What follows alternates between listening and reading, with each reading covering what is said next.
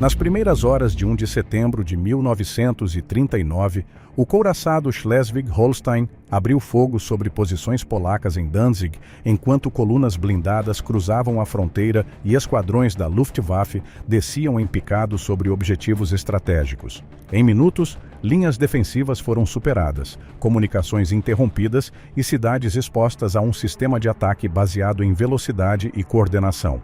O que começou como uma ofensiva pontual converteu-se numa cadeia de operações executadas com controle e precisão que, em poucos anos, mobilizou mais de 100 milhões de soldados e deixou mais de 60 milhões de mortos.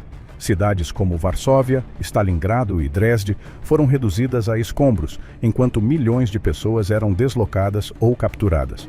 Mas, inclusive dentro desse sistema, começaram a aparecer falhas, missões que não regressaram, operações incompletas e registros interrompidos sem explicação. Numa guerra onde tudo devia ficar documentado, esses vazios nunca puderam reconstruir-se. O que passou nesses casos que ainda hoje continuam a ser um mistério? Dirigível L-8, o voo que regressou sem ninguém a bordo. Às 6h03 da manhã do dia 16 de agosto de 1942, um dirigível da Marinha Norte-Americana descolou de Treasure Island, na Baía de São Francisco, como parte de uma patrulha antissubmarina rotineira. A aeronave, identificada como L-8, pertencia ao Esquadrão de Patrulha de Dirigíveis 32, dentro do sistema de vigilância costeira implementado após a entrada dos Estados Unidos na guerra. A bordo encontravam-se 2 homens. O tenente Ernest DeWitt Cody, de 27 anos, e o alferes Charles E. Adams, de 35, ambos com experiência em aeronaves mais leves que o ar. O aparelho, armado com 2 cargas de profundidade e uma metralhadora calibre .30, acumulava mais de 1000 voos sem incidentes recentes e tinha sido inspecionado pouco antes da descolagem. As condições eram estáveis e a visibilidade suficiente. A sua rota levaria-o em direção às Ilhas Farallon, depois a Point Reyes e finalmente de regresso à Ponte Golden Gate, num contexto de vigilância reforçada pela presença de submarinos japoneses frente à costa. Às 7h38 da manhã, o L-8 enviou uma mensagem informando a detecção de uma mancha de petróleo a cerca de 6,4 quilômetros da costa. Este tipo de sinal podia indicar a presença de um submarino submerso. 4 minutos depois, comunicaram que investigariam a área. De embarcações próximas, testemunhas observaram como o dirigível descia até cerca de 9 metros sobre a água e lançava fachos de fumo para marcar a zona. Esse foi o último contato confirmado com a tripulação. Pouco depois das 9 da manhã, a aeronave largou o lastro, ganhou altura e desviou-se para leste, em direção a São Francisco. Durante as horas seguintes, foi vista por vários pilotos e observadores sem sinais evidentes de emergência. No entanto, com o passar do tempo, o seu comportamento tornou-se irregular. Descia a baixa altitude, o seu invólucro parecia deformar-se e mostrava sinais de perda de pressão. Às 11h15 da manhã, o L-8 apareceu frente a Ocean Beach, deslocando-se lentamente em direção à terra. Pescadores tentaram segurá-lo quando desceu brevemente, mas ao espreitarem para a gôndola, confirmaram que não havia ninguém a bordo. O dirigível voltou a elevar-se, embateu contra uma colina, perdeu uma das suas cargas de profundidade e começou a libertar hélio, deformando a sua estrutura. Continuou a sua trajetória sobre zonas urbanas, roçando postes e habitações, até se despenhar na Bellevue Avenue, em Daly City. O impacto danificou os motores, dobrou as hélices e derramou combustível. Cabos elétricos cortados geraram faíscas enquanto uma multidão se reunia no local. Bombeiros e polícias chegaram rapidamente, preparados para resgatar os ocupantes, mas ao inspecionarem a cabine, encontraram um cenário intacto e inquietante. Não havia rastro dos pilotos. Dentro da gôndola, os paraquedas permaneciam no seu lugar. O bote salva-vidas estava intacto e o rádio funcionava. A porta estava aberta e fixa para o exterior, algo invulgar em voo. Um maletim com documentos confidenciais continuava presente. Os coletes salva-vidas não estavam lá, embora isto não fosse conclusivo, já que os tripulantes costumavam usá-los durante as missões sobre o mar. Os testemunhos acrescentaram contradições. Alguns afirmaram não ter visto ninguém a bordo antes da aterragem, enquanto outros asseguraram ter distinguido figuras na cabine horas depois da última transmissão. Inclusive, mencionou-se a presença de 3 pessoas na gôndola. A Marinha mobilizou operações de busca por ar, mar e terra sem resultados. A investigação concluiu que não houve ataque nem falhas críticas. Cody e Adams nunca foram encontrados e, em 1943, foram declarados mortos. A explicação oficial colocou a hipótese de um dos tripulantes ter caído à água e o segundo ter tentado resgatá-lo. No entanto, esta hipótese não explica a ausência de sinal de emergência nem os avistamentos posteriores. O dirigível regressou sozinho e terminou caindo em Daly City. O que ocorreu entre a última transmissão e esse momento nunca pôde ser estabelecido. Foo Fighters, luzes que seguiram os pilotos em plena guerra. Durante a fase final da Segunda Guerra Mundial, os registros operativos do 415º Esquadrão de Caça Noturna começaram a incluir observações que não encaixavam dentro dos parâmetros habituais. No meio de dados sobre rotas, altitudes e possíveis contactos hostis, surgia um elemento recorrente: a presença de luzes que não podiam ser associadas a nenhuma aeronave identificada nem à atividade conhecida.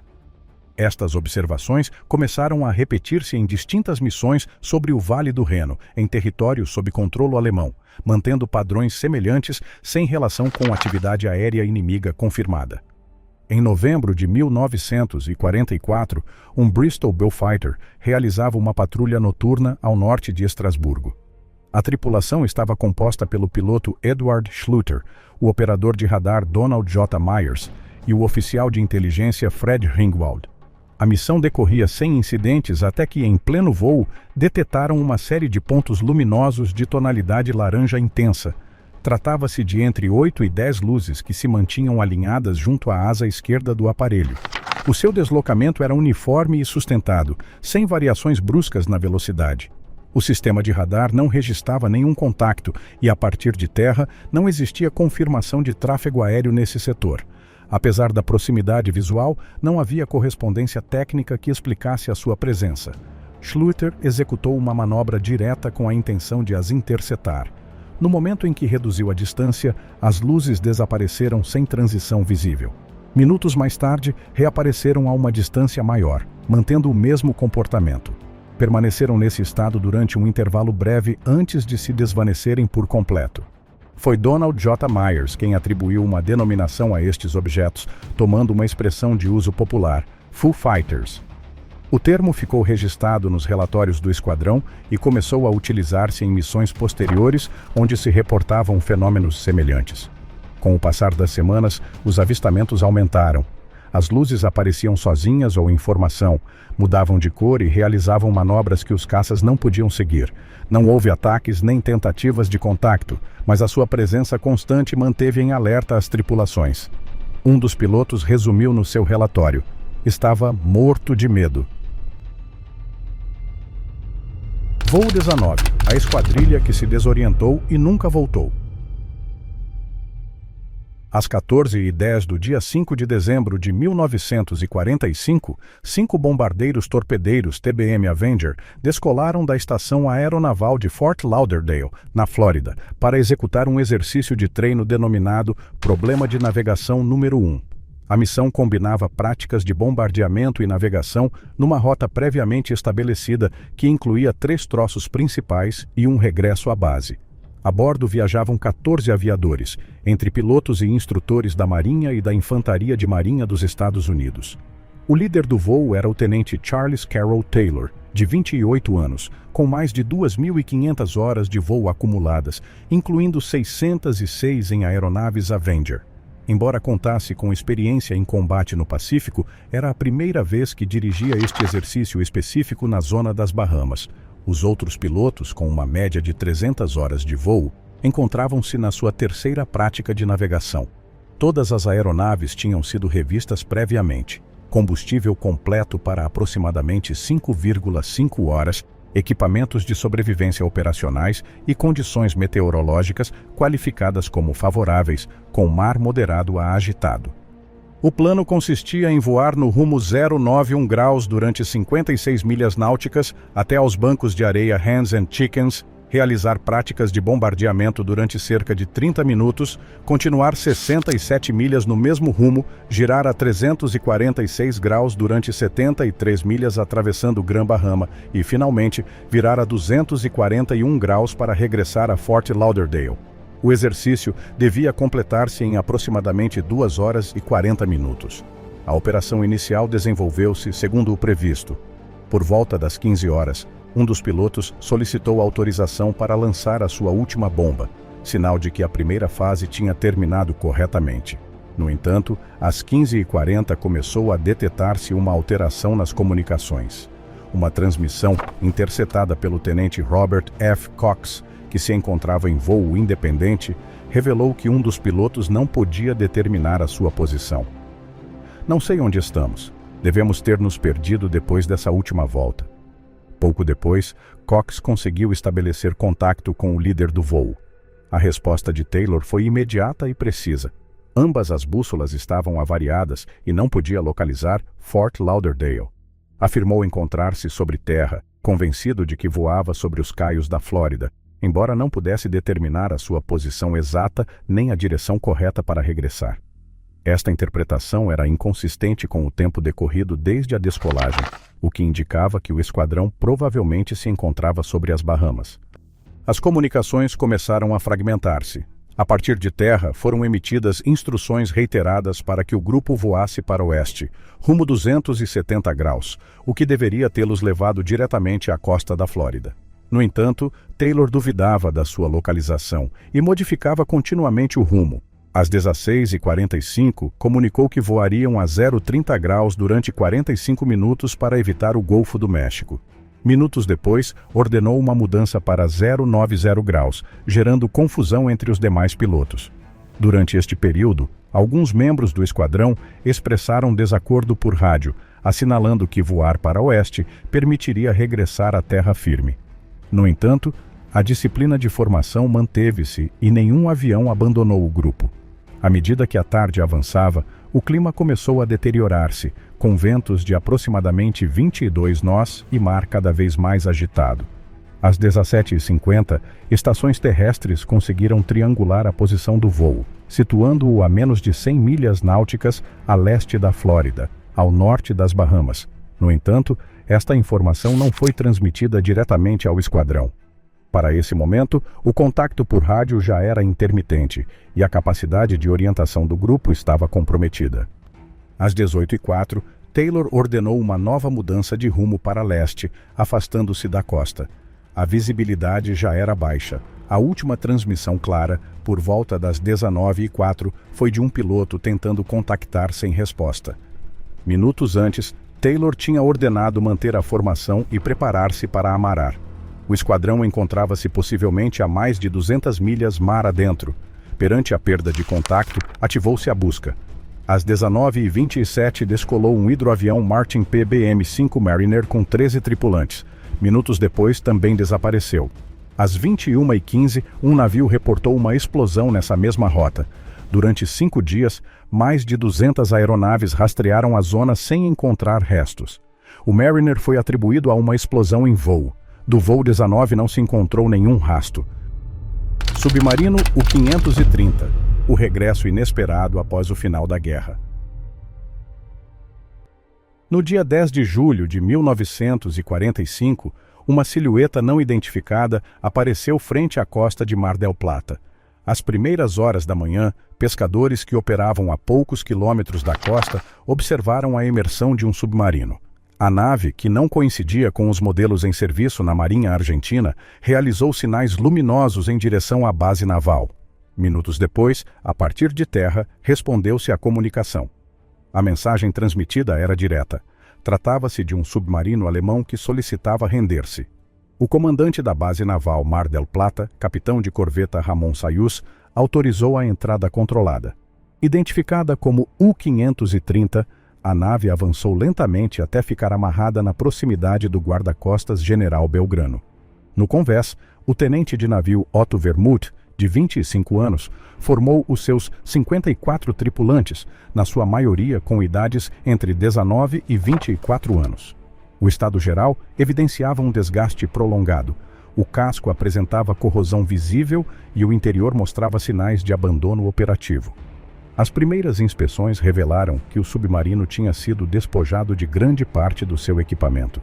Antes de aportar, a tripulação tinha atirado ao mar o canhão de convés, armamento antiaéreo, torpedos, munições, sistemas eletrônicos e dispositivos considerados sensíveis. Também faltavam as cartas de navegação, os livros de códigos e o diário de bordo, o que impedia reconstruir com precisão o percurso realizado nas semanas anteriores. O U-530 tinha zarpado de Kiel a 19 de fevereiro de 1945. Após reabastecer-se em Kristiansand, dirigiu-se para o Atlântico Norte. Segundo as declarações posteriores, a rendição da Alemanha surpreendeu-os em plena navegação. Apesar das ordens de entrega emitidas, a tripulação decidiu não se dirigir aos portos designados. A escolha do destino gerou debate interno, inclinando-se finalmente pela Argentina, considerada uma alternativa mais favorável. Durante a sua travessia final, o submarino operou sem contato com estações aliadas. Navegava submerso durante o dia e emergia à noite para recarregar baterias. Com o passar do tempo, as condições a bordo deterioraram-se. A manutenção reduziu-se, a disciplina começou a ressentir-se e as tarefas operativas viram-se afetadas. Ao aproximar-se da América do Sul, com recursos limitados, tomou-se a decisão de eliminar qualquer elemento que pudesse comprometer a tripulação durante uma eventual inspeção. A chegada do U-530 gerou uma reação imediata. A presença de um submarino alemão, semanas depois do fim da guerra, ativou suspeitas, incluindo a possibilidade de ter transportado integrantes do regime nazi ou de estar vinculado ao afundamento do cruzador brasileiro Bahia. As autoridades argentinas iniciaram interrogatórios e perícias. A tripulação negou ambas as hipóteses, e os cálculos de navegação descartaram a sua participação nesse incidente. No dia 13 de julho, a Marinha Argentina informou que não existiam evidências que o vinculassem a estes factos. No entanto, a falta de documentação e a destruição de equipamentos impediram reconstruir o seu percurso final. Dias depois, o submarino e a sua tripulação foram entregues às autoridades aliadas. Câmara de Âmbar, o tesouro desmontado que nunca reapareceu. Em setembro de 1941, durante o avanço alemão sobre a União Soviética, unidades do exército nazi ocuparam o complexo de Tsarskoye Selo, nos arredores de Leningrado. No interior do palácio, localizaram uma sala completa revestida com painéis de âmbar, acompanhados por espelhos, relevos e mosaicos. A Câmara de Âmbar, trasladada para ali décadas antes, era considerada uma das peças mais valiosas do patrimônio imperial russo. O desmantelamento começou pouco depois da ocupação. Equipas especializadas retiraram os painéis com precisão, evitando danos num material que se tinha tornado frágil com o tempo. Cada secção foi embalada sob supervisão técnica e preparada para o seu transporte. Em poucas semanas, o conjunto foi evacuado para território alemão. O destino foi o castelo de Königsberg, na Prússia Oriental. Sob a autoridade de Erich Koch, responsável do Partido Nazi na região, a Câmara foi remontada e parcialmente exibida desde novembro de 1941 como um objeto recuperado. Durante os anos seguintes, permaneceu nesse lugar como parte do complexo. A finais de 1943, os bombardeamentos soviéticos sobre Königsberg intensificaram-se. Perante o risco crescente, ordenou-se desmontar novamente a Câmara. As peças foram embaladas e trasladadas para zonas protegidas dentro do castelo para evitar danos estruturais. Em janeiro de 1945, com o avanço do Exército Vermelho sobre a Prússia Oriental, emitiram-se novas instruções. Erich Koch dispôs que os painéis fossem colocados em 24 caixas reforçadas, preparadas para a sua evacuação. A embalagem completou-se a 15 de janeiro. As caixas foram levadas para o pátio do castelo e agrupadas à espera do seu transporte. Esse foi o último momento documentado. Não existe confirmação de que as caixas tenham saído de Königsberg, nem evidência verificável sobre o seu destino posterior. Algumas declarações indicaram que poderiam ter sido vistas numa estação ferroviária, mas não há registros que apoiem esse movimento. A partir desse ponto, o rastro interrompe-se. Após a queda da cidade, realizaram-se buscas na zona sem resultados. Durante os anos seguintes, expedições examinaram minas, equipamentos e túneis e estruturas subterrâneas na Alemanha e Europa de Leste, sem localizar o conjunto. Em 1997, apareceu um indício concreto, um mosaico identificado como parte original, nas mãos da família de um soldado que participou na embalagem de 1945. O achado confirmou a dispersão das peças, mas não o seu destino final. As hipóteses apontam para a sua destruição durante os bombardeamentos ou para o seu transporte para depósitos subterrâneos. No entanto, nenhuma pôde ser verificada. As 24 caixas preparadas em Königsberg nunca voltaram a ser localizadas. Los Angeles, 1942. Uma noite de fogo contra objetivos invisíveis. Na madrugada de 25 de fevereiro de 1942, na costa sul da Califórnia, as sirenes de alarme aéreo começaram a soar de forma simultânea em múltiplos pontos. Às 2h21, decretou-se o apagão geral sobre a cidade de Los Angeles e os seus arredores. O fornecimento elétrico foi interrompido, as emissoras de rádio suspenderam as suas transmissões e mais de 1 milhão de pessoas ficaram em escuridão total. 12 mil vigias antiaéreos ocuparam os seus postos de observação, enquanto as baterias de defesa eram preparadas perante uma possível incursão. A tensão tinha se acumulado desde o dia anterior. A 24 de fevereiro, a inteligência naval tinha emitido uma advertência assinalando a possibilidade de um ataque num prazo de 10 horas. Nessa mesma tarde, registaram-se luzes intermitentes frente à costa, o que ativou um primeiro alarme entre as 19h18 e as 22h23. Embora a situação se tenha estabilizado temporariamente, os sistemas de vigilância permaneceram em alerta. Durante a noite, os radares detetaram um eco a cerca de 120 milhas a oeste de Los Angeles. O contacto foi seguido brevemente antes de desaparecer dos ecrãs. Apesar disso, os avisos a partir de terra continuaram. Notificava-se a presença de aparelhos não identificados em distintos pontos do litoral. Às 2h43, comunicou-se atividade sobre Long Beach e, minutos depois, um oficial de artilharia assinalou a existência de aproximadamente 25 alvos a cerca de 12 mil pés de altura sobre a cidade. Às 13h16, baterias situadas em Santa Mônica abriram fogo contra uma presença visível no céu que emitia uma luz avermelhada. A partir desse momento, o sistema defensivo completo entrou em ação. Projetores iluminaram o espaço aéreo e as unidades antiaéreas começaram a disparar de maneira contínua. Durante mais de 1 hora, o céu sobre Los Angeles foi atravessado por ráfagas dirigidas a objetivos que variavam em número, tamanho e comportamento. Os registros descreviam elementos que se deslocavam a distintas velocidades e altitudes. Alguns eram observados a baixa altura, enquanto outros se situavam acima dos 20 mil pés. Mencionavam-se desde unidades individuais até concentrações numerosas.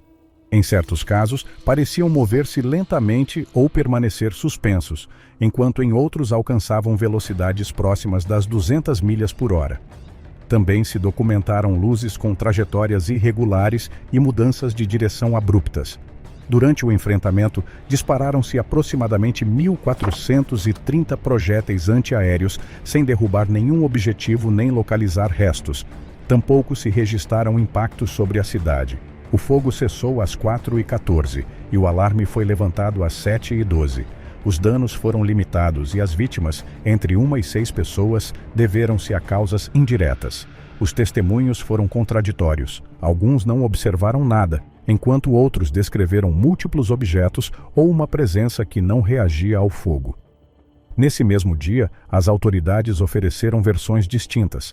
Frank Knox qualificou o evento como um falso alarme, enquanto o Departamento de Guerra reconheceu a presença de objetos não identificados. Um relatório ao presidente Roosevelt confirmou que foram detetados e atacados sem resultados. O Ouro de Rommel, o carregamento afundado antes de poder escapar. Durante a fase final da campanha do Norte de África em 1943, unidades alemãs vinculadas ao comando de Erwin Rommel estiveram associadas à apreensão de bens de alto valor em território tunisino. Entre estes, mencionam-se reservas de ouro e objetos obtidos da população judia na ilha de Djerba. O volume total foi estimado em mais de 20 milhões de libras, constituindo um dos carregamentos mais significativos relacionados com operações de saque nessa frente. No meio da retirada alemã, após a pressão aliada, organizou-se a evacuação destes bens para fora da região. O carregamento foi preparado para o seu envio em direção à Europa, estabelecendo como ponto intermédio a ilha da Córcega, de onde se projetava a sua trasladação final para território alemão. O deslocamento para a Córcega realizou-se num cenário instável. As rotas terrestres através de Itália apresentavam riscos elevados por ataques aéreos aliados e ações de forças partisanas, o que obrigou a descartar essa via e optar por uma alternativa marítima que reduzisse a exposição.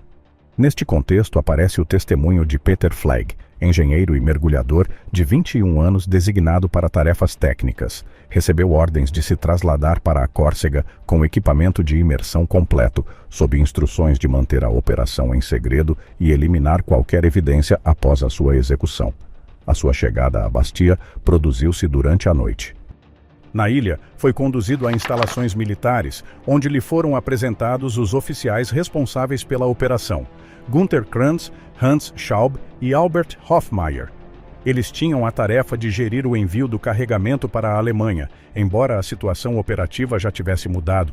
O plano inicial contemplava a trasladação por terra através de Itália, mas a impossibilidade de garantir essa rota obrigou a modificar a estratégia. Optou-se por uma saída marítima mediante um comboio. No entanto, ao chegar ao ponto previsto, a formação naval já tinha partido, deixando o grupo sem capacidade imediata de evacuação. Perante a falta de embarcações e o risco de captura, o carregamento foi trasladado até a costa de Bastia e submergido no mar com a intenção de o recuperar após o conflito. As coordenadas nunca ficaram registradas. Uma anotação numa fotografia sugere um ponto próximo da costa, mas as explorações submarinas não conseguiram localizar nada. O destino das 6 caixas permanece sem confirmação. Nunca foram recuperadas. Swamp Ghost, o bombardeiro que permaneceu intacto durante décadas. No dia 23 de fevereiro de 1942, um bombardeiro B-17 Flying Fortress desapareceu numa das zonas mais inacessíveis do Pacífico após uma missão de combate. A aeronave, identificada como 41-2446, pertencia ao 19º Grupo de Bombardeamento e tinha sido enviada da Austrália para Rabaul, na ilha de Nova Bretanha, numa das primeiras operações de longo alcance após o ataque japonês a Pearl Harbor. A missão desenvolveu-se com múltiplas falhas desde o início. Dos 9 aparelhos designados, vários não conseguiram descolar ou regressaram por problemas mecânicos. Os que continuaram ficaram dispersos por condições de visibilidade. Nesse cenário, o avião pilotado pelo capitão Fred Eaton atingiu o objetivo sem apoio próximo. Durante a aproximação, o porão de bombas não respondeu na primeira tentativa, obrigando a realizar uma segunda passagem sob fogo inimigo. Nesse intervalo, o aparelho foi atingido por artilharia antiaérea japonesa, que danificou a asa sem detonar a carga. A tripulação conseguiu completar o ataque, mas o impacto comprometeu o sistema de combustível. No trajeto de regresso, o nível desceu de forma progressiva até deixar o avião sem autonomia para alcançar Port Moresby. Sem referências seguras e com a aeronave perdendo estabilidade, o piloto identificou do ar uma superfície que parecia firme. No entanto, tratava-se de uma extensão coberta de vegetação que ocultava o pântano de Agaimbo, na Papua Nova Guiné. O pouso realizou-se com o trem recolhido. A fuselagem desceu sobre a superfície aparente e afundou-se parcialmente no terreno saturado. A aeronave ficou imobilizada numa zona onde a densidade da vegetação e a água impediam qualquer manobra posterior. A partir desse momento, a sua localização ficou fora de qualquer registro operativo. A tripulação sobreviveu ao impacto com ferimentos leves. Sem possibilidade de permanecer no lugar, iniciaram uma retirada a pé através de terreno pantanoso, avançando entre vegetação fechada e sem rotas definidas. Durante dias, atravessaram zonas inundadas, suportando temperaturas elevadas, falta de alimentos e exposição constante a insetos. Todos contraíram malária durante o trajeto. Após alcançarem uma zona habitada, foram assistidos por habitantes locais que facilitaram o seu deslocamento por via fluvial mediante canoas. Posteriormente, foram entregues a autoridades australianas e evacuados para Port Moresby. Chegaram a 1 de abril de 1942, 36 dias depois do acidente. após um período breve de recuperação, regressaram ao serviço ativo. O bombardeiro não foi recuperado nem localizado. A sua posição exata não ficou registrada e o ambiente em que tinha ficado imobilizado impedia qualquer reconhecimento a partir de terra. À medida que a guerra avançava, o aparelho desapareceu completamente dos registros operativos, sem tentativas efetivas de busca na zona. Durante quase 30 anos, o avião permaneceu oculto no pântano sem ser detetado. A combinação de isolamento geográfico, cobertura vegetal e condições do terreno impediu a sua localização. Não houve relatos confirmados, nem restos visíveis, nem referências precisas sobre a sua posição. Em 1972, uma equipa da Real Força Aérea Australiana avistou-o de forma acidental. Do ar, a silhueta do avião aparecia completa, parcialmente submersa, mas claramente reconhecível. O achado permitiu identificá-lo como o Swamp Ghost. Apesar de ter permanecido décadas num ambiente úmido e isolado, a aeronave conservava grande parte da sua estrutura original. Durante anos permaneceu no lugar até que, em 2010, foi finalmente recuperado e trasladado para os Estados Unidos, quase 7 décadas depois do seu último voo. O que resulta difícil de explicar não é o seu desaparecimento, mas o seu estado, como conseguiu manter-se nessas condições durante tanto tempo no meio de um pântano. O comboio de Walbrzeg, o comboio oculto que ninguém encontrou. Nos últimos meses da Segunda Guerra Mundial, enquanto o Exército Vermelho avançava para o oeste, unidades alemãs iniciaram a evacuação de materiais de alto valor a partir de territórios ocupados. Nesse contexto, surgiram testemunhos que assinalavam o movimento de um comboio blindado carregado com bens saqueados, entre eles metais preciosos, obras de arte e documentação considerada sensível. O transporte teria sido dirigido para a região da Baixa Silésia, na Polônia, nas proximidades de Walbrzeg. Nessa zona, desenvolvia-se o projeto Riese, um complexo subterrâneo escavado nas montanhas da Coruja. As instalações, construídas com mão de obra forçada, incluíam galerias extensas, câmaras internas e acessos preparados para resistir a bombardeamentos e ocultar operações. De acordo com diversos relatos, o comboio foi introduzido num destes acessos subterrâneos nos dias prévios à chegada das forças soviéticas em 1945. A partir desse momento, não existe confirmação da sua saída. A destruição parcial das infraestruturas e a ausência de registros verificáveis impediram reconstruir o seu percurso. Um dos testemunhos mais persistentes corresponde a Tadeusz Słowikowski, que afirmou ter conhecido a existência do comboio desde 1950. Segundo a sua versão, a informação inicial provinha de um indivíduo que mencionou um túnel selado na zona. A partir desse ponto, desenvolveu uma busca prolongada baseada em mapas, fotografias e referências indiretas vinculadas às estruturas subterrâneas. Entre os elementos que considerava fundamentais, encontrava-se uma imagem datada de 5 de maio de 1945, onde aparecia uma construção que, segundo a sua interpretação, controlava o acesso a um dos pontos de entrada. A área teria sido modificada antes da chegada das forças soviéticas, o que dificultou a verificação posterior. Durante as décadas seguintes, distintas equipas realizaram explorações sem resultados conclusivos. As buscas concentraram-se em setores específicos associados ao projeto Riese, mas a complexidade do terreno e a falta de documentação limitaram o seu alcance.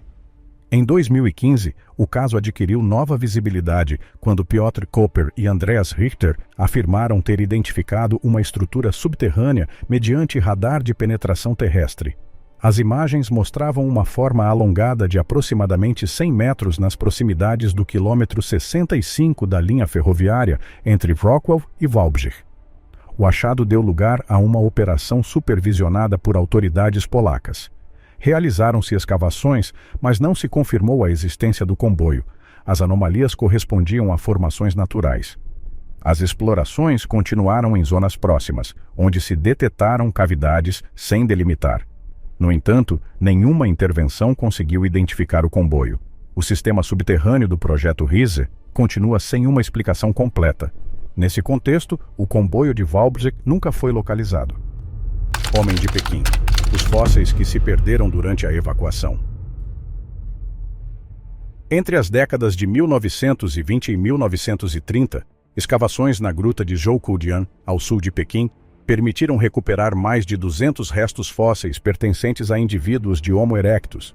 Estes achados, associados a pelo menos 6 indivíduos, incluindo 2 adolescentes, resultaram fundamentais para o estudo da evolução humana. A sua antiguidade, estimada entre 300 mil e 500 mil anos, situou-os entre os conjuntos mais relevantes para compreender a expansão dos primeiros hominídeos na Ásia. Durante a Segunda Guerra Mundial, perante o avanço das forças japonesas na China, as autoridades decidiram proteger os fósseis mediante a sua evacuação. Os restos foram embalados em caixas com a intenção de os trasladar sob custódia militar norte-americana. O plano contemplava o seu envio para os Estados Unidos, utilizando uma base do Corpo de Marines como ponto intermédio antes do transporte marítimo.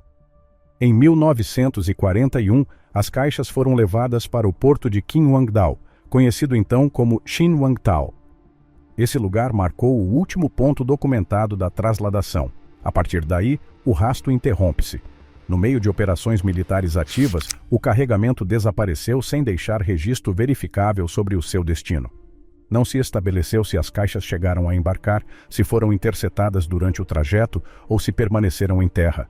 A perda ocorreu num ambiente bélico, que impediu documentar o processo, deixando sem rastro um dos conjuntos fósseis mais importantes descobertos até esse momento. Durante as décadas seguintes, a busca manteve-se ativa sem resultados conclusivos. Tanto o governo dos Estados Unidos como o da China impulsionaram iniciativas para os localizar, incluindo recompensas por informação verificável. Nenhuma destas ações permitiu recuperar os restos nem determinar a sua localização. Entre as hipóteses colocadas, algumas sustêm que os fósseis puderam ter sido capturados por forças japonesas, enquanto outras apontam para a sua possível circulação no mercado ilegal. Nenhuma foi confirmada mediante evidência material. Em 1947, surgiu um novo elemento. Richard Bowen, membro do Corpo de Marines dos Estados Unidos, destacado em Qinhuangdao, durante a Guerra Civil Chinesa, afirmou ter encontrado caixas com ossos enquanto escavava posições defensivas. O achado produziu-se durante a noite, numa trincheira aberta nas imediações de uma base militar. Segundo o seu relato, após descobrir as caixas, os soldados voltaram a cobrir o lugar e abandonaram a zona. Pouco depois, a unidade foi evacuada e nunca se retomou o contato com esse ponto. Décadas mais tarde, investigadores utilizaram esse testemunho para identificar a área onde Bowen esteve destacado, hoje convertida numa zona industrial. A análise assinalou um ponto concreto, atualmente ocupado por um parque de estacionamento, como a localização mais provável. Não se realizaram escavações no sítio. As condições do terreno impediram qualquer intervenção direta. O destino dos fósseis desaparecidos em 1941 nunca pôde ser determinado. Ouro de Yamashita. Os depósitos selados em grutas das Filipinas. Durante os anos de expansão japonesa no Sudeste Asiático, as forças imperiais reuniram grandes quantidades de bens procedentes de territórios ocupados. Metais preciosos, joias, obras de arte e objetos históricos foram extraídos de cidades sob controle militar e concentrados em distintos pontos estratégicos. Parte significativa destes recursos foi acumulada em Singapura, que funcionava como centro logístico dentro do sistema japonês na região. À medida que o curso da guerra começou a tornar-se desfavorável, o comando japonês avaliou a sua trasladação para zonas seguras. No entanto, por volta de 1943, a pressão aliada tinha deteriorado o controle marítimo, dificultando qualquer operação de evacuação em grande escala.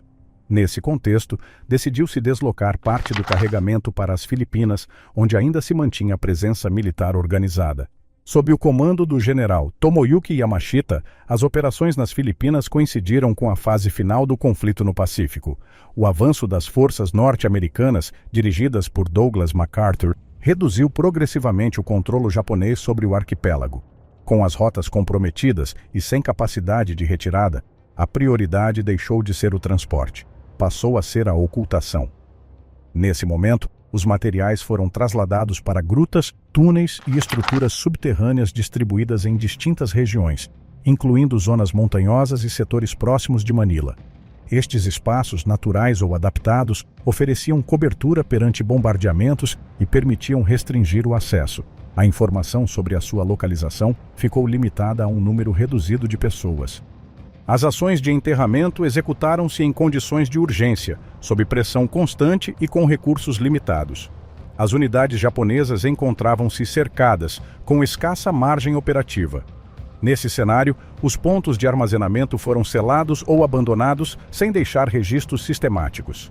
A estrutura militar que os tinha organizado colapsou antes de poder documentá-los. A 3 de setembro de 1945, Yamashita rendeu-se perante as forças norte-americanas. Durante os interrogatórios posteriores, foi questionado sobre o paradeiro destes bens. Não forneceu informação sobre localizações nem procedimentos. A 23 de fevereiro de 1946, foi executado após ser julgado por crimes de guerra. Com a sua morte, desapareceu um dos poucos possíveis elos diretos com a localização destes depósitos. Muitos dos implicados morreram durante a guerra ou foram processados, eliminando possíveis fontes de informação. Nas décadas seguintes, surgiram relatos sobre depósitos ocultos e realizaram-se buscas em distintas regiões das Filipinas, sem resultados verificáveis. Na década de 1970, Rogério Roxas afirmou ter encontrado uma câmara com ouro e objetos valiosos nas proximidades de Baguio. No entanto, o achado não pôde ser confirmado de forma independente nem replicado em explorações posteriores. Apesar do uso de tecnologia moderna, as investigações não identificaram estruturas que apoiem a existência de grandes reservas ocultas. O destino do chamado Tesouro de Yamashita nunca foi confirmado. Blutfahne, a bandeira nazi que se esfumou após a queda do Reich. A Blutfahne, conhecida como a Bandeira de Sangue, originou-se a 9 de novembro de 1923 durante o golpe de Estado falhado em Munique. Na marcha em direção a Feldherrnhall, membros do partido avançaram em formação até que a polícia abriu fogo. O porta-bandeira, Heinrich Trambauer, ficou ferido e deixou cair o estandarte. Nesse momento, Andreas Bauridl, atingido mortalmente, caiu sobre o tecido, impregnando-o com o seu sangue no meio do confronto. Após o colapso da tentativa de golpe, a bandeira desapareceu temporariamente no meio da confusão. Existem versões distintas sobre o ocorrido. Uma sustenta que Trambauer conseguiu retirá-la e ocultá-la antes de a entregar a Karl Eggers. Outra indica que foi confiscada pelas autoridades de Munique e devolvida posteriormente. Em ambos os casos, o objeto terminou sob a custódia de Eggers, que o conservou até o entregar a Adolf Hitler após a sua libertação da prisão de Landsberg em dezembro de 1924. A partir desse momento, a bandeira deixou de ser um simples estandarte.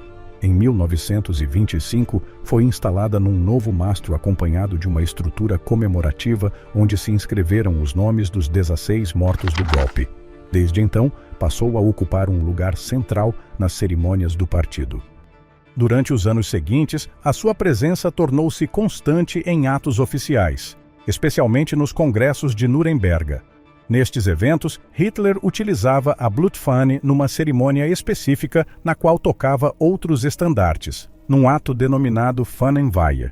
Esse gesto fazia parte de um ritual repetido em cada reunião anual, no qual novas bandeiras eram apresentadas e vinculadas simbolicamente aos factos de 1923. O uso da bandeira não se limitou a estes atos. Também esteve presente em juramentos de membros das SS e em cerimônias vinculadas a momentos-chave do partido. A sua aparição marcava eventos determinados e o seu manuseamento ficava restrito a procedimentos estabelecidos dentro da organização. A custódia foi designada de forma permanente a um único responsável. O SS Sturmbannführer Jakob Grimminger encarregou-se de a transportar e exibir em cada ato público. Quando não estava em uso, a bandeira permanecia guardada em instalações do partido em Munique, sob vigilância constante. Com o desenvolvimento da Segunda Guerra Mundial, a frequência destas cerimônias reduziu-se. À medida que a situação militar alemã se deteriorava, os eventos nos quais a Blutfahne aparecia tornaram-se menos habituais, embora o seu valor dentro do sistema do regime não se tenha modificado. A última vez que foi vista em público teve lugar a 18 de outubro de 1944, durante uma cerimônia de incorporação do Volkssturm. O ato foi dirigido por Heinrich Himmler e reuniu vários responsáveis do regime. Nessa ocasião, A bandeira foi utilizada conforme o protocolo habitual, mantendo a sua função dentro da cerimônia. Após a cerimônia de outubro de 1944, a Blutfahne desapareceu dos registros. Os bombardeamentos de janeiro de 1945 destruíram a Casa Castanha em Munique, onde se guardavam arquivos e objetos do partido. Pode ter sido destruída nesse momento ou retirada antes do colapso do regime, mas nenhuma destas possibilidades foi confirmada. Diferente de outros símbolos do Terceiro Reich, o seu rastro interrompe-se por completo nos últimos meses da guerra. Anne Frank, a incógnita sobre quem revelou o esconderijo. A 4 de agosto de 1944, no edifício de Prinsengracht 263, em Amsterdão, vários agentes alemães entraram nas instalações de uma empresa vinculada a Otto Frank. Não se tratou de uma irrupção imediata. Durante mais de 2 horas percorreram o imóvel, revendo escritórios, armazéns e zonas de trabalho antes de se dirigirem a um ponto concreto do edifício. Atrás de uma estante móvel, encontraram um acesso oculto. Ao abri-lo, descobriram um espaço fechado onde permaneciam 8 pessoas que tinham vivido ali durante mais de 2 anos sem serem detetadas. Entre elas, encontrava-se Anne Frank, juntamente com a sua família e outros ocupantes do anexo. O esconderijo não era improvisado. Estava integrado dentro da estrutura do edifício e o seu acesso exigia saber exatamente onde procurar. Do exterior, não existiam sinais visíveis que indicassem a sua presença. Apesar da atividade constante no local, o espaço tinha permanecido oculto durante meses sob condições estritas de silêncio. A operação foi dirigida por Karl Silberbauer, membro do Sicherheitsdienst. Os agentes não se dirigiram diretamente ao anexo ao entrar no edifício. O tempo empregue na busca prévia indica que a inspeção não começou com a localização precisa do esconderijo. No entanto, terminaram acedendo exatamente ao ponto onde este se encontrava. Após a descoberta, os ocupantes foram detidos e retirados do local, foram interrogados e posteriormente deportados para distintos campos de concentração. O procedimento ficou registrado, mas a origem da informação que conduziu os agentes até esse espaço não foi explicada em nenhum relatório. A partir desse momento, surgiu a dúvida central. Durante anos, sustentou-se que uma chamada anônima tinha revelado a localização do anexo. Segundo essa versão, alguém com conhecimento direto do esconderijo decidiu comunicá-lo às autoridades. Dentro dessa linha, assinalaram-se vários nomes. Willem van Maren, empregado do armazém, foi considerado suspeito pelo seu comportamento dentro do edifício. Também se mencionaram outras pessoas relacionadas com o ambiente laboral de Otto Frank. Nenhuma destas acusações pôde ser apoiada com provas conclusivas. Décadas depois, a análise de registros policiais colocou um cenário distinto. Os agentes que participaram na operação não estavam designados exclusivamente para a busca de pessoas ocultas. A sua presença no edifício estava vinculada a investigações sobre atividades ilegais, entre elas o uso e distribuição de senhas de racionamento. O imóvel já tinha sido identificado por atividades ilegais, o que o tornava um objetivo de inspeção. Durante a operação, os agentes revistaram o edifício antes de encontrarem o acesso oculto, o que sugere que a descoberta pode ter sido acidental. Outras investigações apontam para uma possível delação, incluindo a hipótese de que Arnold Vandenberg entregou informação às autoridades. No entanto, não existe evidência conclusiva que confirme esta versão. Nunca se pôde estabelecer com certeza como os agentes chegaram exatamente ao anexo oculto. Rudolf Hess, o voo a solo para negociar uma paz impossível. A 10 de maio de 1941, em pleno desenvolvimento da guerra na Europa, Rudolf Hess saiu da sua residência em Munique após comunicar que devia cumprir uma tarefa oficial. Vestia o uniforme da Luftwaffe e assegurou que regressaria nessa mesma noite. Não deixou constância do seu destino em nenhum registro do alto comando alemão. Horas depois, no aeródromo de Augsburgo, abordou um Messerschmitt Bf 110 modificado com depósitos de combustível adicionais que estendiam a sua autonomia até cerca de 2.500 quilômetros. Às 17h45, descolou a solo. A aeronave tomou rumo para noroeste e abandonou o espaço aéreo alemão em direção ao Mar do Norte, sem escolta nem plano autorizado. Durante semanas, tinha preparado esse trajeto. Estudou mapas do norte da Europa, praticou voos de longo alcance e analisou rotas sobre mar aberto. O percurso não era improvisado. Respondia a um objetivo concreto fixado antes da descolagem. Após várias horas de voo, cruzou a costa britânica. Às 22h08, estações de radar detetaram a intrusão. Ordenou-se a saída de caças de interseção, mas não conseguiram localizá-lo. O Royal Observer Corps seguiu a sua trajetória enquanto avançava para o interior da Escócia. A escuridão dificultava a navegação. Hess procurava Dungavel House, residência do Duque de Hamilton, situada ao sul de Glasgow. Conhecia a sua localização, mas do ar não pôde identificar o ponto exato. O terreno permanecia invisível sob a noite. O combustível esgotava-se. Sem referências claras, subiu até cerca de 1.800 metros, desligou os motores e abriu a cabine. A pressão do ar impediu-o de sair de imediato. Inverteu o avião em descida para se libertar. Após um breve desvanecimento, conseguiu lançar-se no vazio e abrir o paraquedas. O aparelho caiu e explodiu em terra. Hess desceu numa zona rural a cerca de 20 quilômetros do seu destino. Foi localizado por um agricultor, David McLean, que tinha observado o impacto.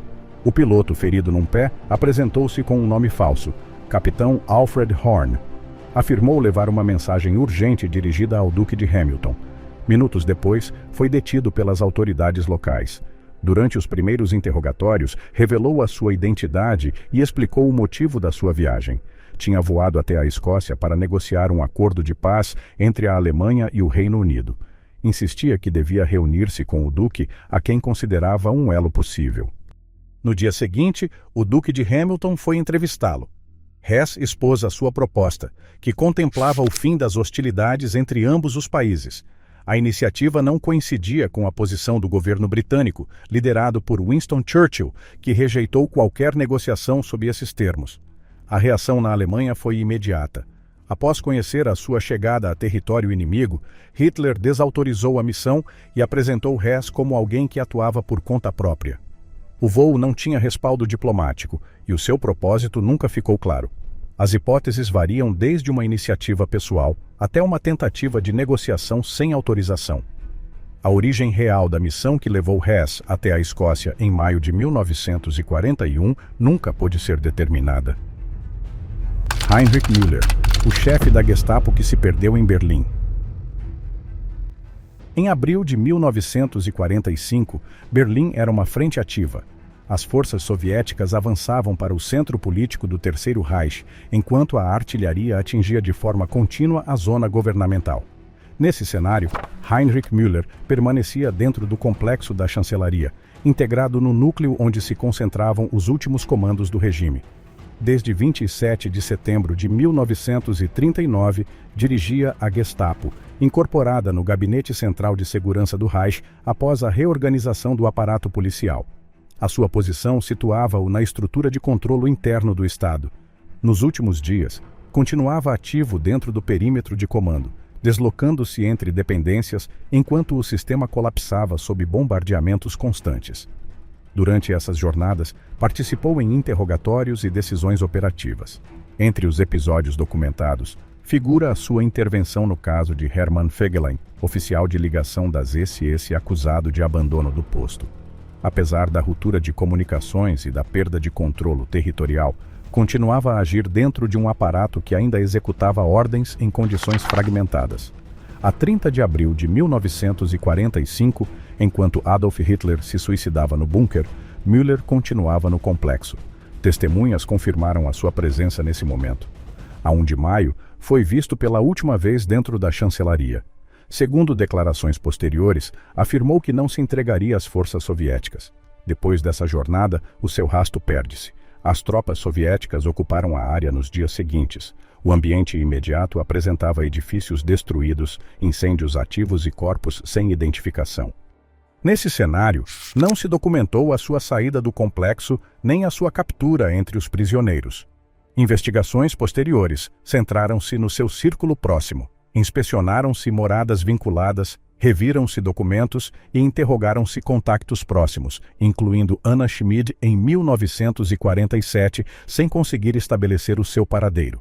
Entre os testemunhos surgidos após a queda da cidade, um descrevia o achado de um oficial das SS com documentação de Müller nos jardins da chancelaria. O corpo teria sido enterrado juntamente com milhares de vítimas numa fossa comum no antigo cemitério da Grosse Hamburger Straße. A zona não pôde ser examinada nesse momento. Anos mais tarde, o historiador Johannes Tuchel localizou registros que indicavam que um corpo atribuído a Müller foi recuperado em agosto de 1945 e sepultado numa fossa comum junto a outros 3.000 cadáveres, embora nunca tenha sido realizada uma verificação forense deste achado. Perante a falta de provas físicas, surgiram relatórios que situavam o chefe da Gestapo sob custódia soviética ou deslocando-se para a América Latina, uma hipótese que levou à detenção de um suspeito no Panamá em 1967, que se revelou ser uma identidade falsa. Apesar de o rastro do criminoso mais procurado do Terceiro Reich parecer interromper-se definitivamente na Berlim sitiada de 1945, a ausência de um túmulo confirmado tem mantido o caso aberto durante décadas perante o olhar das agências de inteligência. Auschwitz. A lista oculta de nomes sem identidade confirmada. No subcampo de Monowitz, os prisioneiros de guerra britânicos foram destinados a trabalhos forçados na fábrica de borracha sintética da IG Farben, integrada no complexo de Auschwitz. Nesse ambiente partilhavam condições extremas com outros internos e permaneciam expostos aos bombardeamentos constantes contra as instalações industriais. A 20 de agosto de 1944, um ataque aliado atingiu o refúgio de 38 prisioneiros britânicos, provocando a sua morte imediata. Os seus corpos foram enterrados no cemitério de Oswiecim, mas um segundo bombardeamento destruiu o lugar semanas depois. Não foi até 2004 que se instalou uma placa comemorativa para honrar a sua memória na presença de autoridades internacionais. Em maio de 2009, o historiador Dominic Sinowick localizou um fragmento de celuloide branco oculto deliberadamente sob os escombros de um antigo bunker. O documento continha 17 apelidos escritos a lápis, entre eles Osborne e Gardner, 8 dos quais apresentavam uma marca de verificação, além de termos alemães traduzidos para inglês e uma sequência numérica sem contexto aparente. As autoridades do Museu Auschwitz-Birkenau iniciaram diligências com arquivos britânicos para identificar os indivíduos, ponderando hipóteses que vão desde prisioneiros judeus até colaboradores das SS. O achado do apelido Gardner, coincidente com um artilheiro real sepultado em Cracóvia, não conseguiu estabelecer um vínculo com o resto dos nomes nem esclarecer o motivo da listagem.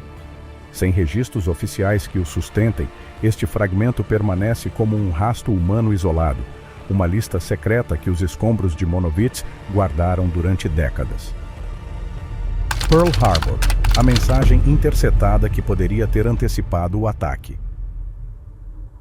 Em novembro de 1941, enquanto as relações entre o Japão e os Estados Unidos se deterioravam, Tóquio enviou instruções às suas embaixadas para ativar um sistema de comunicação encoberto em caso de ruptura diplomática. O mecanismo consistia em inserir frases codificadas dentro de transmissões meteorológicas de onda curta. Para o cenário de conflito com os Estados Unidos, a mensagem definida foi Higashi no Kazeyami, traduzida como vento de leste, chuva. A frase deveria ser repetida em emissões regulares para ser detetada por estações de escuta. A 4 de dezembro, operadores norte-americanos interceptaram comunicações relacionadas com estas instruções. Ralph Briggs, a partir da estação M em Cheltenham, Maryland, reportou ter captado uma transmissão que incluía a frase associada a esse código. A informação foi distribuída entre agências de inteligência, incluindo a Marinha, o Exército e a Casa Branca.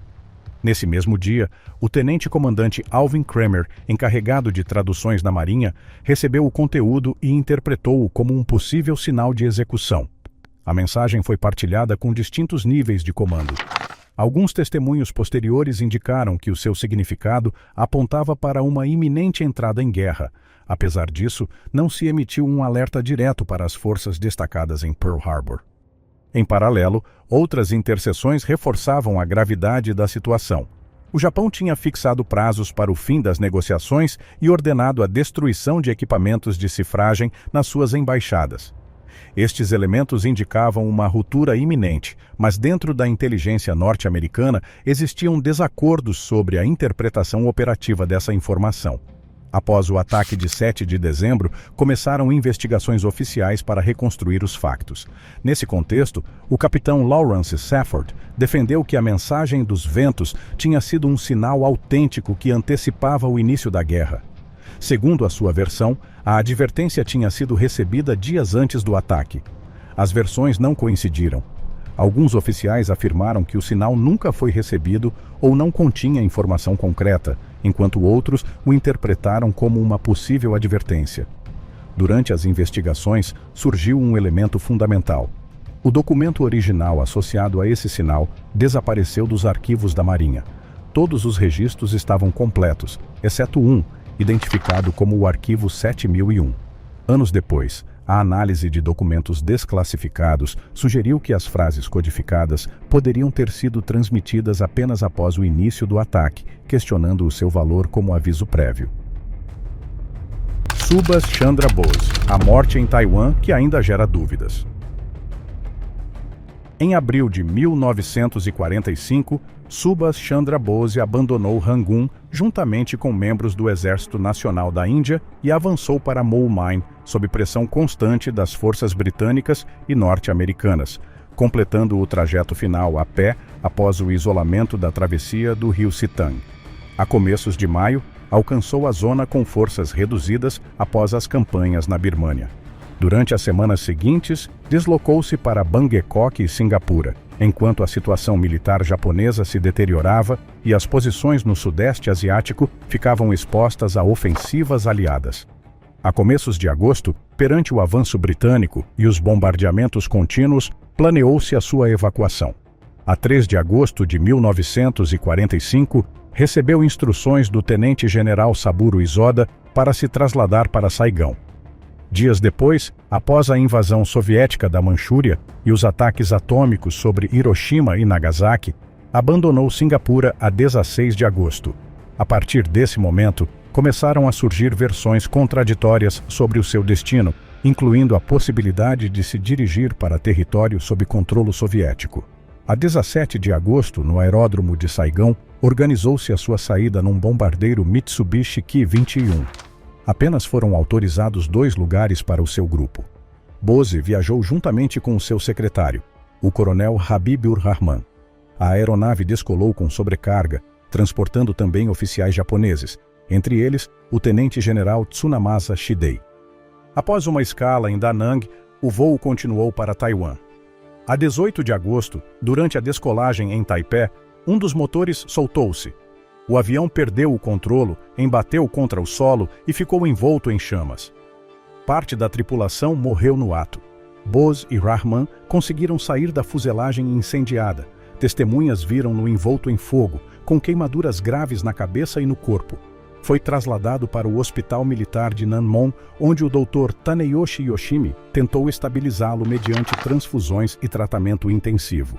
O seu estado deteriorou-se rapidamente até entrar em coma e falecer entre as 21 e as 22 horas. O corpo foi incinerado em Taipei e a sua morte foi anunciada oficialmente dias depois. No entanto, a falta de provas diretas, como fotografias ou um certificado verificável, gerou dúvidas desde o início. Alguns sustentaram que tinha morrido devido aos ferimentos do acidente, outros afirmaram que conseguiu escapar. As investigações posteriores ofereceram conclusões contraditórias. Inclusive, décadas depois, questionou-se se as cinzas conservadas em Tóquio correspondiam realmente a Bose. Submarino U-869, o naufrágio achado onde ninguém o buscava. Em dezembro de 1944, o submarino alemão U-869 recebeu a ordem de cruzar o Atlântico e operar frente à costa dos Estados Unidos. O seu comandante, Helmut Neuerburg, devia aproximar-se de Nova York e atacar objetivos navais numa fase da guerra em que a Alemanha já operava em condições cada vez mais limitadas. Durante a travessia, as comunicações com o alto comando viram-se afetadas. Nesse contexto, foi emitida uma instrução que modificava a missão. O submarino devia abandonar o seu rumo e dirigir-se para Gibraltar para patrulhar o litoral africano. Essa mensagem nunca foi recebida. Sem confirmação de novas ordens, o U-869 continuou a avançar para oeste. No início de fevereiro de 1945, a nave encontrava-se no Atlântico Ocidental. As forças aliadas controlavam o tráfego de informação e vigiavam a presença de submarinos na zona. Ativaram-se alertas para interceptar possíveis ameaças, mas não se registrou nenhum contato direto. 56 tripulantes desapareceram juntamente com a nave. Apenas um dos homens designados, o operador de rádio Herbert Gushevsky, não embarcou devido a uma doença e permaneceu em terra. Após a guerra, os registros situaram o afundamento do submarino nas proximidades de Gibraltar. Essa localização manteve-se durante décadas sem verificação direta. O destino do U-869 ficou associado a uma zona que nunca foi confirmada mediante evidência física. Em 1991, uma informação transmitida entre pescadores assinalou um ponto a cerca de 96 quilômetros da costa de Nova Jersey. A concentração de peixes sugeria a presença de uma estrutura submersa. O mergulhador Bill Nagel organizou uma expedição juntamente com John Chatterton e outros exploradores para descer até ao local. A cerca de 70 metros de profundidade, em condições de baixa visibilidade e correntes intensas, apareceu o casco de um submarino. A estrutura estava conservada, mas não apresentava identificação visível. Nesse momento, a sua origem não podia ser determinada. As imersões continuaram nos anos seguintes. A equipa recuperou objetos do interior e examinou distintos compartimentos. Entre os achados, havia louça com símbolos alemães e restos humanos correspondentes à tripulação. Esses elementos confirmavam que se tratava de uma nave alemã, embora a sua identidade continuasse por estabelecer.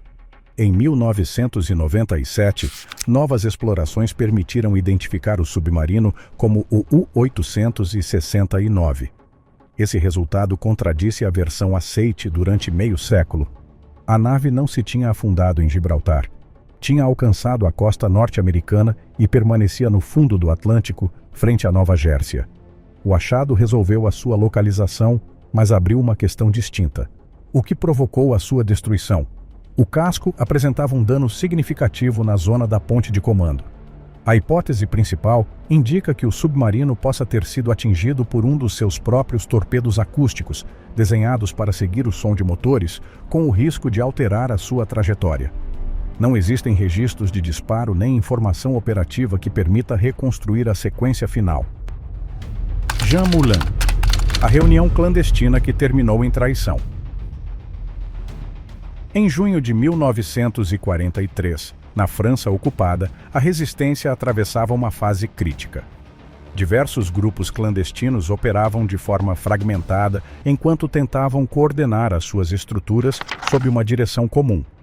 Nesse contexto, organizou-se uma reunião na localidade de Caluire, nos arredores de Lyon, com o objetivo de unificar decisões estratégicas num momento de pressão constante por parte da ocupação alemã. O encontro teve lugar a 21 de junho na residência de um médico, um ponto selecionado pela sua descrição dentro de uma zona onde a atividade clandestina era frequente. Na reunião, estiveram presentes responsáveis de vários movimentos de resistência, entre eles Jean Moulin, representante direto de Charles de Gaulle em território ocupado. A sua presença convertia o encontro numa concentração fundamental para a reorganização da estrutura clandestina francesa. Durante o desenrolar da reunião, a Gestapo irrompeu no local. A intervenção foi imediata e precisa. Os assistentes foram detidos no ato. Jean Moulin foi capturado nesse momento, juntamente com outros membros de alto nível da resistência. A operação não deixou margem de reação nem de fuga para a maioria dos presentes. Após a sua detenção, Moulin foi transferido para a custódia alemã, onde foi submetido a interrogatórios sob condições severas. O seu estado físico deteriorou-se rapidamente. Foi visto pela última vez em condições críticas e morreu semanas depois, sem ter sido libertado. A sua captura representou um golpe direto nos esforços de coordenação da resistência num ponto decisivo do conflito. O elemento central do episódio não é unicamente a detenção, mas a forma como esta se produziu. A reunião tinha sido organizada sob medidas estritas de clandestinidade. A localização não era pública, os participantes eram selecionados e o risco de exposição era considerado em cada fase do planeamento. Apesar disso, as autoridades alemãs chegaram com exatidão ao lugar e no momento preciso em que se desenrolava o encontro. Essa precisão introduziu uma dúvida que não foi resolvida: a possibilidade de a informação ter sido filtrada a partir do interior do próprio ambiente da resistência começou a ser considerada imediatamente após os factos. Entre os presentes encontrava-se René Hardy, membro de redes ferroviárias clandestinas, cuja situação gerou suspeitas desde o início. Hardy tinha sido detido pela Gestapo a 7 de junho de 1943, 2 semanas antes da reunião. Durante esse período foi interrogado e posteriormente libertado. No dia da rusga em Caluire, não permaneceu sob custódia como o resto dos detidos. Conseguiu sair do local e escapar em circunstâncias que não puderam ser esclarecidas de maneira conclusiva. Este facto colocou-o no centro das suspeitas. Após a guerra, René Hardy foi julgado em 2 ocasiões e absolvido por falta de provas. No entanto, as dúvidas sobre a sua possível implicação nunca desapareceram. Alguns registros indicam que a Gestapo recebeu informação a partir do ambiente da resistência, embora não exista evidência conclusiva que o confirme. O que é claro é que a reunião foi localizada com precisão e Jean Moulin foi capturado. Nunca se pôde estabelecer como se obteve essa informação. Tal como noutros episódios desta guerra, os factos ficaram registrados, mas a origem do ocorrido permaneceu oculta, deixando perguntas abertas que nem as investigações posteriores conseguiram resolver.